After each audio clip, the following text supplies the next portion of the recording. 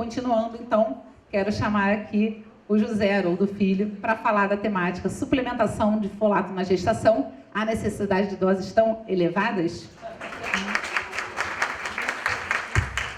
E apresentando, então, José Haroldo, chefe do Serviço de Nutrição do Hospital das Clínicas da Polícia Militar, é isso?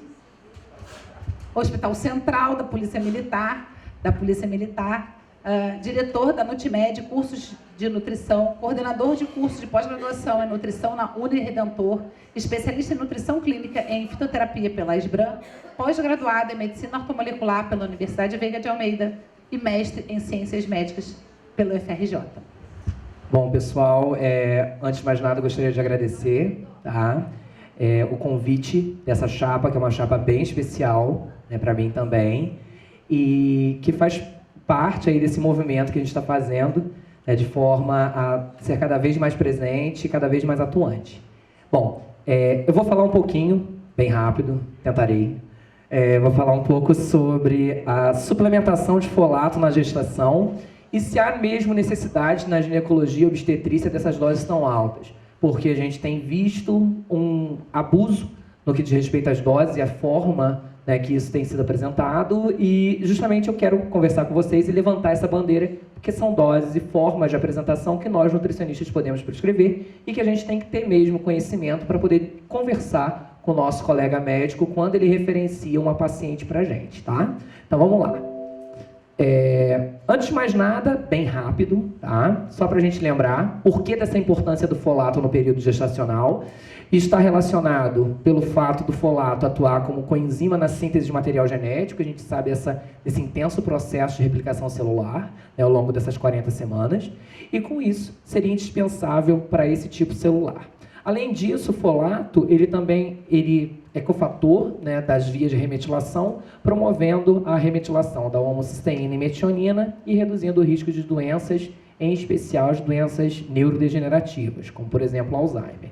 Bom, o folato, a sua deficiência, ele está relacionado a uma menor biossíntese de material genético que vai afetar justamente a replicação das células de rápido poder replicante, principalmente células no nosso sistema hematopoético, né, hemácias e leucócitos, e também células epiteliais, principalmente estômago, intestino e urogenital.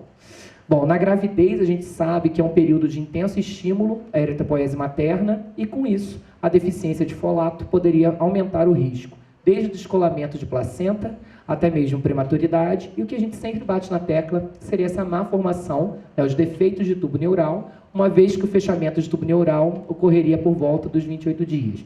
E isso aumentaria o risco, no caso, esses tipos de defeito. Os principais seriam a anencefalia e a própria espinha bífida.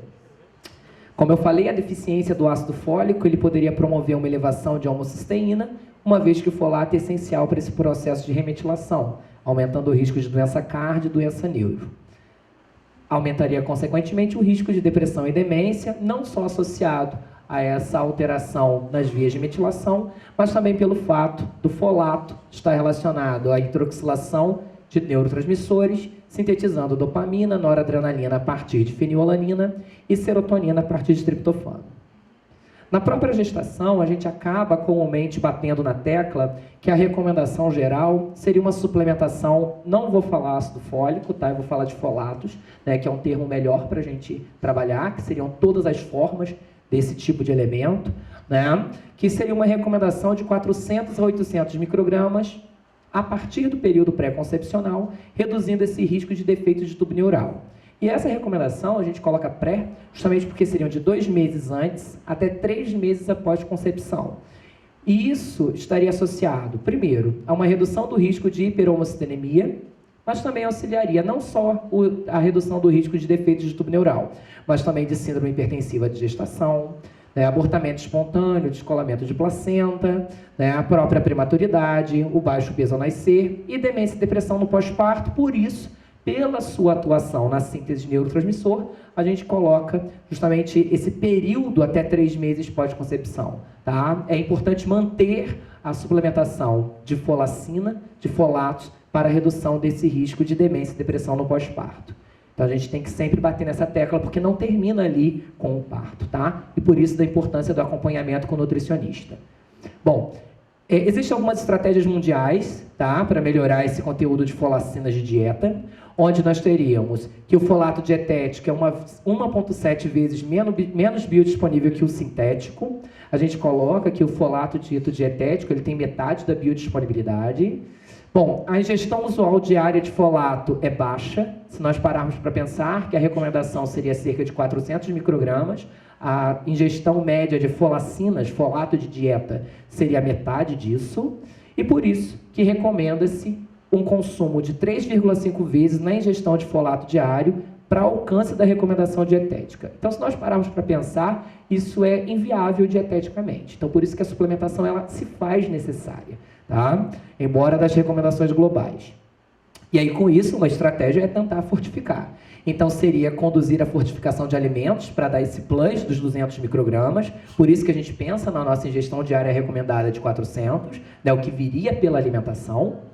Essa intervenção seria de baixo risco de toxicidade e excesso de consumo, mas também não garante totalmente o alcance das necessidades, lembrando que o Brasil faz parte dessa estratégia global da fortificação alimentar. Então, a gente bate sempre na tecla do quê? Da suplementação. Tem que suplementar, a gente não vai conseguir sair disso, né? E aí a recomendação do FDA seria um multivitamínico contendo de 400 a 800 microgramas de folacinas, né, aqui no caso o ácido fólico, que é 100% biodisponível, em especial em gestantes em planejamento familiar.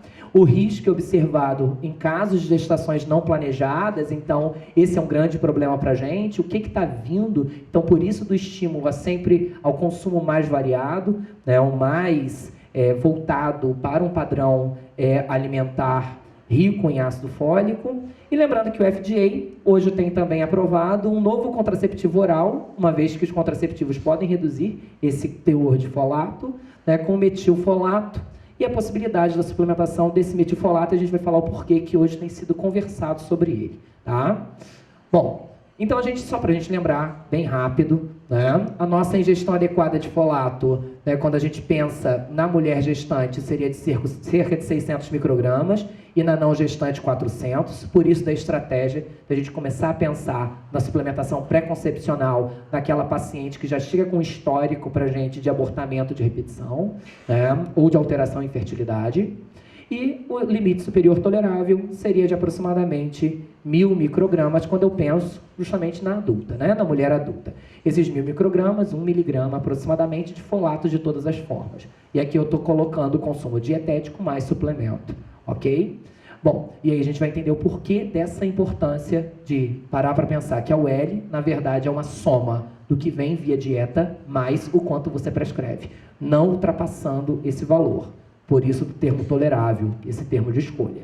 Bom, níveis abaixo do ideal para prevenção de defeitos do tubo neural, a gente avalia o melhor indicador de folato, é o folato eritrocitário, que seriam em níveis menores que 400, são comuns mesmo no país desenvolvido. Então, essa é uma tônica, é o que a gente vai ter que bater na tecla. Trabalhar com uma dieta saudável e pensar na suplementação. E de que forma que isso vai ser feito. Né? E aí a gente fica, né, um pouco pensativo. Meu Deus, que dose segura é essa? Né? Bom, a gente sabe que a suplementação de ácido fólico e fortificação alimentar em gestante pode reduzir em até 70% a ocorrência de defeitos de tubo neural. Não tem nenhum efeito sobre outros defeitos congênitos. Bom, e aí nós temos que o Wang e colaboradores em 2017 verificou que se eu suplemento, eu posso reduzir o risco de transtorno do espectro autista em até 33% se eu comparo com não suplementada. Mas aí a gente vai verificar que o excesso, dependendo da forma, também vai aumentar o risco de transtorno do espectro autista e outros tipos de transtornos, né, voltados à neurobiologia. E o Rhodes, em 2015, ele colocou também, se eu parar para pensar, né, pela redução do risco de prematuridade, então suplementar reduz o risco daquele indivíduo pequeno para a idade gestacional, tá? Isso só acontece se eu suplemento antes da gestação. Bom, só que a gente fica parando para pensar, poxa, e eu sei que a UL, né, esse limite superior tolerável, que seria de ingestão máxima, somando dieta e suplemento, é de 1 miligrama aproximadamente. Por quê? Porque existem estudos, e a gente vai conversar sobre isso, que doses mais altas, dose acima de 1 miligrama, pode ser prejudicial tanto à gestante quanto ao bebê, onde o consumo de mais de 1 miligrama de ácido fólico gera um ácido fólico não metabolizado. Ele que é de risco e, infelizmente, pode promover alteração em material genético fetal e isso vai ser levado para toda uma vida. Bom, isso ocorre mesmo se as doses estiverem espaçadas. Pô, Zé, então não vou dar um comprimido de 1 miligrama, vou dividir isso em 5 parcelas de 200 microgramas. Mesmo se eu fizer isso, na segunda dose eu já verifico, porque o pico do ácido fólico, por ser 100% biodisponível, é de 1 hora após ingestão. Isso começa a saturar desde o receptor em absorção intestinal. Mas eu tenho do outro lado doses mais altas que são recomendadas, onde doses de 4 a 5 miligramas seriam para aqueles casos de alto risco de defeito de tubo neural ou de deficiência de folato.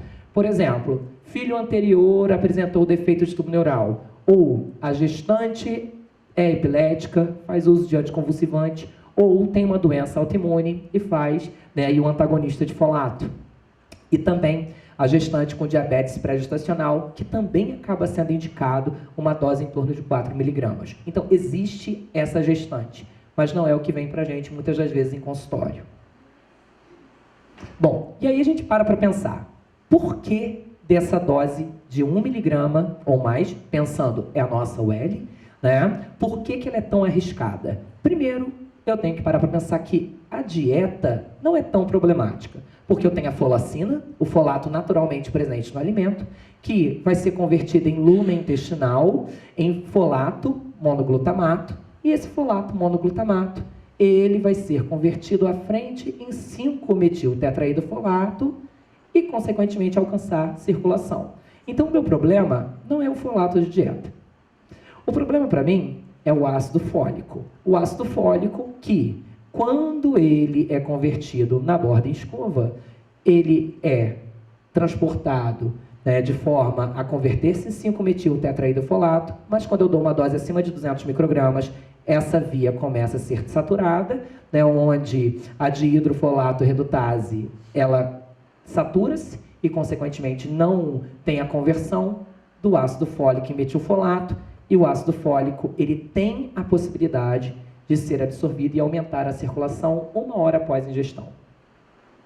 E aí entram os problemas relacionados a esse ácido fólico não metabolizado. Foi como eu falei, se eu parar para pensar que, mesmo se eu espaçasse essa dose, eu já tenho elevação já na segunda dose. E, claro, quanto mais eu ingiro, tenho uma ingestão, maior concentra esse ácido fólico não metabolizado. E aí entra os defeitos relacionados ao ácido fólico não metabolizado. Essa é essa dose de 1 miligrama ou mais que a gente verifica normalmente profissionais de obstetrícia prescrevendo, onde esse ácido fólico não metabolizado promove um efeito na enzima dihidrofolato redutase. Isso pode ser passado, essa informação, para o material genético fetal, gerando polimorfismos e uma baixa ativação de folato naquele indivíduo em vida futura. Acaba alterando a captação de folato tanto em epitélio renal e intestinal, então, consequentemente, eu tenho uma baixa absorção de folato dietético. Tem uma citotoxicidade reduzida de células natural killer, e aí o meu indivíduo ele pode ter uma alteração em imunidade e um risco de doenças autoimunes em vida futura. Pode promover uma desregulação da expressão gênica em células linfoblastoides e prejuízo imune, consequentemente, e uma citotoxicidade em tecido neural e saúde mental. Além disso, os estudos de ácido fólico não metabolizado têm trabalhado que esse excesso de ácido fólico acaba aumentando um risco de resistência insulínica no bebê e, consequentemente, à frente, em vida futura, também um risco de insulinoresistência, aumentando o risco de doença cardíaca no indivíduo adulto. Então, não é só parar para pensar em uma possível desordem aí de desenvolvimento cognitivo infantil, um risco associado à doença neurológica, mas também um risco em doença cardiovascular. Ou seja, aumenta a carga de doença em vida futura. E também um aumento do risco de câncer coloretal em vida adulta. Bom, então esse folato não metabolizado, ele pode gerar polimorfismos tanto na ativação de folato, mas também no seu receptor. E aí afetando diretamente o metabolismo de folato. E aí, claro, óbvio, se o grande problema está relacionado a não metabolizar o ácido fólico em metilfolato e mandá-lo para absorção, talvez a solução seria o uso de uma forma de folato que não necessitasse da ação da enzima, né, de hidrofolato redutase e, consequentemente, melhoraria os sintomas. Bom, e aí entra esse metilfolato que no passado a gente chamava de ácido folínico e hoje é metilfolato cálcico, onde esse metilfolato talvez, né, seja uma estratégia interessante para a correção da deficiência de folato, em especial naqueles indivíduos que têm deficiência de folato cerebral. Ou seja, eu já tenho hoje os filhos dos 5 mg de folato dos suplementos. Esses indivíduos, eles já vêm sendo estudados, onde, por exemplo, crianças hoje com transtornos de déficit de atenção e hiperatividade, transtorno do espectro autista, eles parecem ter um menor conteúdo de folato no líquido cérebro-espinhal. Talvez por não ter uma absorção adequada, talvez por não ter uma ativação adequada, até mesmo da folacina da dieta. Talvez esses indivíduos sejam aqueles candidatos ao uso de um suplemento em dose mais baixa, desse metilfolato, que seria a forma que não necessitaria, né, tanto para absorção quanto para ativação. E parece melhorar os sintomas psicomotores dessas crianças. E os pacientes com transtorno de espectro autista, pela falha na transferência de metilfolato para o líquido cérebro-espinhal, eles parecem também ter, né, uma mutação no gene do receptor de folato pela presença de autoanticorpos, por aquela doença imunomediada em virtude desse excesso de ácido fólico não metabolizado. Tá? Bom, e aí existe um outro grande problema agora para a nossa população. Por quê? Porque nós somos da geração das doses acima de 1 mg e parece também que nós somos pobres metiladores. O que é isso? Parece que nós não temos uma conversão adequada do folato de dieta em metilfolato. Né? Cerca de 40% a 60% da população tem algum polimorfismo, mas parem para pensar em estratégia de saúde pública. É viável financeiramente, em saúde pública, promover uma avaliação de polimorfismo, um teste de nutrigenômica em todo mundo? Não. Não, porque um teste de nutrigenômica é em torno de R$4.000, tá? Fazendo um swab aí de palato, enfim, essa avaliação de material genético em saliva. Então, parece que a gente vai ter que mudar a forma de trabalhar com esse pessoal. Talvez pensando nessa suplementação do metilfolato sendo uma melhor opção, principalmente nesses indivíduos que já têm transtorno de espectro autista, por exemplo, e pensar na suplementação pré-concepcional e também ao longo da gestação e 3 meses pós-parto, onde suplementar metilfolato em vez de ácido fólico, principalmente naquelas mulheres que já têm histórico de nascimento prematuro, já têm histórico de abortamento ou já têm histórico familiar de defeitos de tubo neural. Né? Além disso, o metilfolato hoje parece ser um elemento útil também para prevenção da anemia no pós-parto. Bom, a Anvisa, em 2018, ela apresenta o metilfolato para a gente, tá? Onde nós temos, então, 2 formas sintéticas, ácido fólico e metilfolato, onde o ácido fólico é da fortificação alimentar, além de manipulação e suplemento, e o metilfolato é o que nós encontramos já pronto no mercado, aí no varejo, mas também a gente manipula. Colocando que o permitido máximo no varejo é de 600 microgramas, né, diários. A dose diária, o VD do suplemento seria de 600. Lembrando, não é a UL. A UL é de 1 mg de qualquer tipo de folato, tá? Só que eu tenho que parar para pensar que eu tenho que fornecer aproximadamente 400 microgramas via dieta. 400 mais os 600 de suplementação bate 1 mg que nós nutricionistas podemos chegar, tá? Então essa é a questão. E a gente tem que sempre bater nessa tecla. A gente tem que somar os dois, dieta e o quanto está sendo fornecido pela dieta e fazer a complementação ou suplementação, tá? Só que o metilfolato, como diria a nossa mãe, não é para todo mundo, né? O metilfolato é uma forma ativa do ácido fólico relacionado às funções metabólicas, mas ele tem grandes efeitos adversos que o ácido fólico não tem, como rubor discreto, irritabilidade, insônia, confusão. Essa irritabilidade, insônia e confusão está associada a uma hiperatividade neuronal, então você acaba tendo uma maior produção de noradrenalina e, consequentemente, euforia. Então, isso é prejudicial para a gente, né? Mal-estar, coceira, né? Prurido do rastro cutâneo, anorexia, náusea, além de efeitos gastrointestinais. Uma grande questão para a gente, e aí a gente para pensar no metilfolato, é o seguinte ponto. Eu sei que se eu der ácido fólico, 1 mg, eu sou pobre metilador, metade da população mundial é pobre metiladora, 1 mg corresponde a 500 microgramas do que seria de metilfolato. Então, os estudos hoje têm trabalhado o seguinte: talvez seja interessante trabalhar com metilfolato em dose menor, metade do que seria a dose, porque o metilfolato parece ter uma correspondência o dobro. Então, fornecer 600 microgramas de metilfolato corresponderia a 1,2 miligramas do ácido fólico, justamente porque talvez nós tenhamos uma baixa absorção ou uma baixa ativação. Então, isso significa que até mesmo naquela paciente pré-concepcional ou que já aparece, né, já traz para a gente, né, aí algum tipo de problema relacionado a abortamento espontâneo, sangramentos, né, já tem aquele histórico maior, ela é tentante, né, aí para engravidar, talvez seja interessante trabalhar até com dose menor. Então, ao invés de 600 microgramas, 200 microgramas de metilfolato, que corresponderia a 400 do que seria de um ácido fólico, que seria o padrão, como é recomendado pelo próprio Ministério da Saúde. Né? 400 microgramas de ácido fólico. Bom, é contraindicado para indivíduos com hipersensibilidade, mas também pacientes utilizando fenitoína, fenobarbital, metotrexato, primidona, raltiltrexato, onde pode reduzir o efeito do medicamento. Sulfa e álcool reduz a absorção do produto. Fenitoína, primidona e nitrofurantoína pode reduzir a concentração plasmática do produto, além de raltiltrexato, né, antagonista de folato, e a própria pirimetamina. Bom, um grande problema para a gente, que a gente esquece, é que se eu sou pobre metilador, eu também terei alguma alteração, né, no que diz respeito à própria ativação da B12.